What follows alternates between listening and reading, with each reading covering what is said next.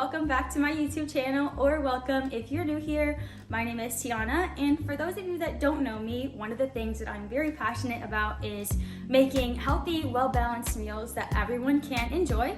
So today I'm going to be showing you guys my take on the dish Drunken Noodles. It is a Thai dish with a plethora of different ingredients ranging from vegetables to different sauces that are going to make this dish really come together nicely. So I'm going to be showing you guys my take. I'll be making a vegan version of this dish. However, if you are not plant-based, you can absolutely add in whatever type of protein you want. But I'm just going to be showing you my version, and I hope you enjoy. Also, I will be adding the recipe down in the description, so if you guys want to recreate this dish, you can absolutely do so. So all of the measurements and ingredients that you will need for this dish will be in the description. All right, so first and foremost, I am going to be using some sweet red bell peppers. I cut up a zucchini. This is one box of baby bella mushrooms, one sweet onion sliced, thinly sliced. I'm using about half a can of this baby corn. This is like my favorite thing to have in a stir-fried dish. Some limes to squeeze on top. This is 1 tablespoon of brown sugar, which will go in our sauce here. Some cilantro to garnish with on top, some green onions, and then we got some fresh basil that I've chopped up, some fresh garlic that I've chopped up, and some fresh ginger that I have minced. And if you don't know how to mince ginger, I use this side of my little cheese grater thing, and that works perfect. And you will need some olive oil, so that's my olive oil. I'll be using that to cook all of my veggies in. I got some crushed red pepper, some ground ginger, some sesame seeds to put on top at the end for garnish, garlic powder, and some onion powder. So now what you're gonna do is preheat your pan. This is the one that I will be using. You're gonna preheat your pan to, I would say about medium. And you're gonna add in some olive oil to that pan. First, we are going to cook our vegetables. So I always like to start with my onion. So that's what I'll be putting in first once this pan is hot. And then we'll kind of go from. All right, so I'm pretty sure my pan is to the temperature that I need it to be. I'm actually gonna add a little bit more olive oil.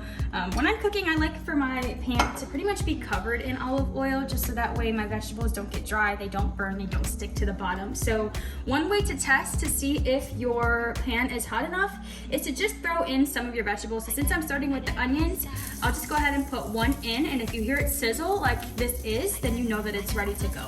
So I'm gonna go ahead and add all of these onions in like so.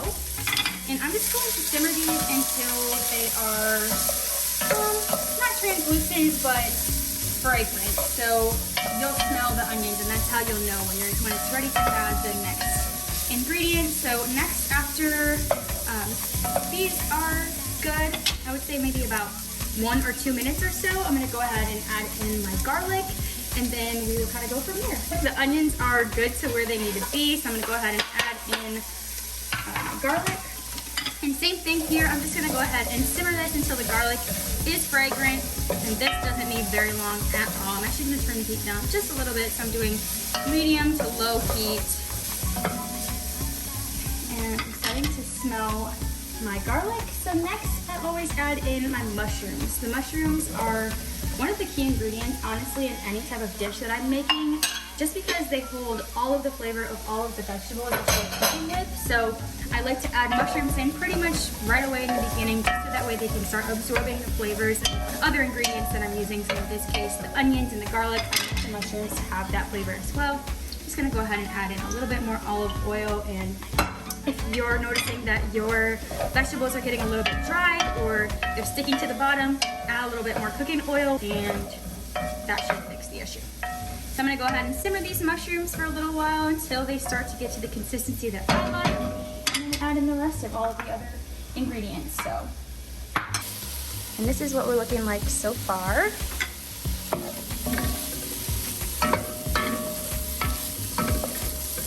My mushrooms are getting to the consistency that I like, so next I'm gonna go ahead and add in my peppers, as well as my chopped up green onions. And I am going to start adding in the seasonings that I'll be using as well in just a second. So I'm gonna let this simmer for a little while. You want your vegetables to have a little bit of a crunch, but not be like you just cut them up and put them in the dish.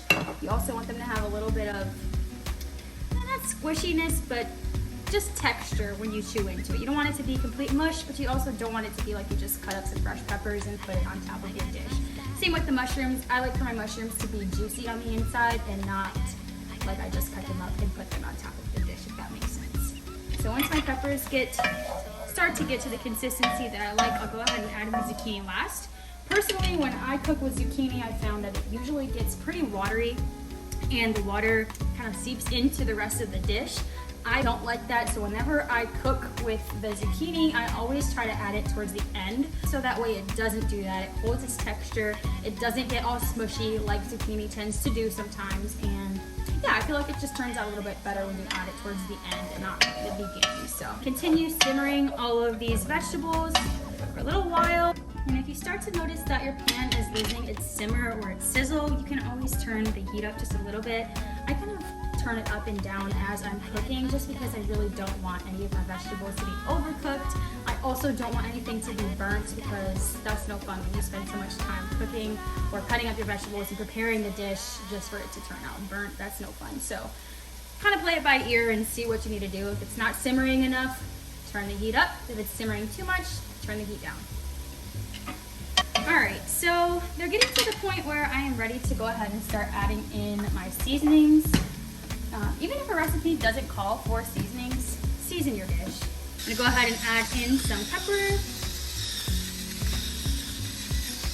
About that much. Also gonna add in some fresh Himalayan pink salt. This is my favorite type of salt to use. If you guys have never tried it, I encourage you to do so.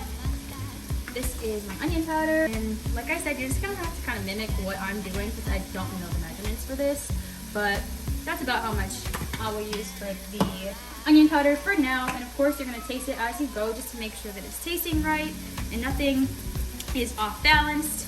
If you need to add some more of something, you can add some more while everything is still cooking, and not wait until it's too late and you've already finished the dish.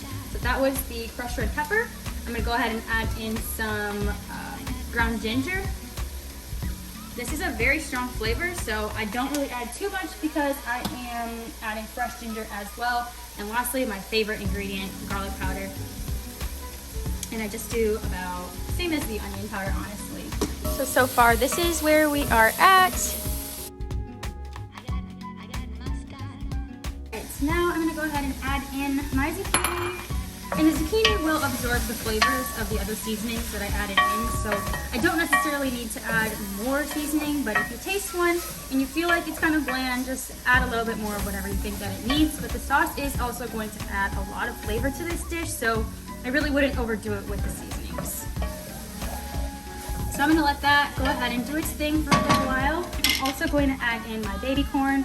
This doesn't really need to cook for too long, it mostly just needs to get hot. And also, if I didn't mention, I did already cook my noodles. I'm using 8 ounces of rice noodles. You can use whatever type of noodles you like. I'm using the linguine style rice noodles. Typically in this dish, you would want to use the wide cut rice noodles. However, I couldn't find those at my grocery store, so I'm improvising and just using what I have. I'm also going to go ahead and add in my ginger and my fresh basil. I like to add the ginger at the end as well as the basil at the end, because those are like the most fresh ingredients, I feel, along with the cilantro. I like to add those at the end just so that way that's like the, I don't know, I feel like it makes it more prevalent. The flavors are all there when you go to eat it at the end. So now I'm just gonna let this simmer for a little while. I don't want my zucchini to get too watery, too mushy like I said before, so I'm gonna just keep an eye on this, make sure that it's not getting too squishy. And we're gonna add in our sauce. I'm gonna go ahead and mix in my brown sugar into the sauce. And like I said, this is just about a tablespoon and a half, I think, ish. And this is all starting to get really, really good to the consistency and the textures that I like for this dish. I'll show you again. And this is where we are at so far. Looking good. All right, so I would say that this is about the consistency that I would like for my zucchini and my peppers. Everything else, like I said, the baby corn really just needs to get warm, and everything else is perfect already. So I'm gonna go ahead and pour in my sauce. Once this starts to boil, I'm gonna go ahead and toss in my noodles, and then we're pretty much done. Once I add in the noodles, that will be the final step. When you cook the noodles, you will have to rinse them with cold water afterwards. So you just put the noodles back into your sauce, toss with everything else, and once the noodles are warm, you can go ahead and plate your dish. So my sauce is already boiling. I'm gonna go ahead and let you see this. It is already simmering because it's a very thin sauce, so it doesn't take much at all to heat that up. So then lastly, we'll go ahead and add in our noodles and mix that in nice and good. I would usually use a tongs for this, but this is the spoon that I have out, so you know what? I am gonna use a tongs because it makes it much easier. So I'll just kind of twirl it in like this. I got mustard, and it's alright. And that is pretty much it. Last step, I'm gonna go ahead and sprinkle in my fresh cilantro. I promise you, cilantro makes the dish. Now, if you're one of those people that doesn't like cilantro, you think that it tastes like soap, definitely understand that, but for those of you that have never tried it, cilantro makes the dish so much more fresh, and it is that final touch to really put your dish kind of over the top and make it have that elevated flavor and taste that everybody always desires. So this is what it looks like before I plate it. And we are going to put some fresh limes on top when we eat it, and then also some fresh sesame seeds, and I will show you how I plate it in just a second. So this is how I plate the dish. I always put some sesame seeds on top, fresh lime to squeeze over top as well, and yeah, now we enjoy.